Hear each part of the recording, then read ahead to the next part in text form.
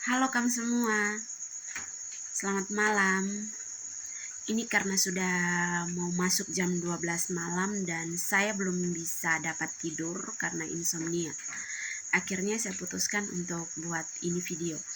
Buat yang belum kenal, salam kenal. Saya Elvi Padavani, penggagas Rumah Belajar Milang di wilayah Barat, Kecamatan Teluk Mutiara, Kabupaten Alor, Provinsi Nusa Tenggara Timur.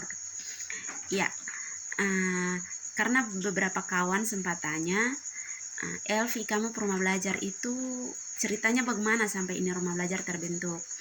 Mungkin di beberapa kesempatan saya sering cerita di radio dan pernah juga live di Instagram. Saya sempat cerita awal mula perjalanan rumah belajar Milang sampai saat ini. Dan karena banyak yang belum tahu, jadi ini kali saya mau buat video untuk kasih tahu. Ya, bisa dibilang Rumah Belajar Milang itu terbentuk dari COVID-19. Jadi, awal mulanya kami belajar itu 6 orang anak yang terdiri dari anak tetangga ditambah dengan 1 orang ponakan saya, namanya Lisa. Dia salah satu siswa sekolah dasar di Pulau Bali yang waktu itu sempat berlibur ke Alor. Dan saat sampai di Alor, pemerintah pusat kasih keluar aturan social distancing. Jadi belajar dari rumah, kerja di rumah, dan semua pekerjaannya dilakukan di rumah. Akhirnya kami mulai belajar di rumah itu saat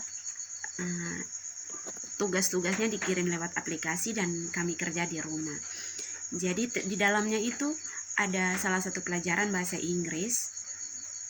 Jadi beberapa kali saya bimbing Lisa untuk belajar, untuk kerja tugasnya.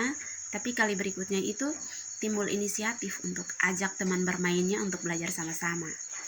Akhirnya karena komunikatifnya si Lisa ini, dia berhasil untuk kumpulkan teman-temannya untuk belajar di sini. Jadi kami mulai belajar. Saat belajar dari rumah itu saya kumpul anak-anak untuk belajar di sini. Jadi setelah COVID-19 selesai dan sebelumnya itu, karena untuk buat dong semangat belajar, saya belikan mereka buku-buku dongeng, pensil warna, buku gambar untuk mereka bisa mewarnai gambar, bisa belajar di sini, bisa baca buku.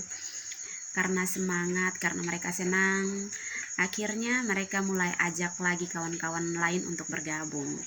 Dan setelah COVID-19 selesai dan Lisa sudah kembali lagi ke Bali untuk ikut kegiatan belajar tatap mukanya di sekolah, kegiatan belajar kami tetap berjalan sampai hari ini. Mulai dari 6 orang anak yang terdata, akhirnya dari 2021 sampai hari ini. Jadi setiap tahun itu kami lakukan pendataan ulang pada setiap teman belajar yang belajar di Rumah Milang. Jadi awal 2025 ini kami mulai aktif belajar kembali di bulan Februari di 2025. Itu yang terdata dari bulan Februari sampai awal bulan Maret ini sudah 95 anak yang terdata. Jadi begitu ceritanya. Nanti di video selanjutnya saya akan cerita kenapa kami bisa masukkan kelas bahasa Abui ke dalam kegiatan belajar di Rumah Milang. Dadah kamu semua.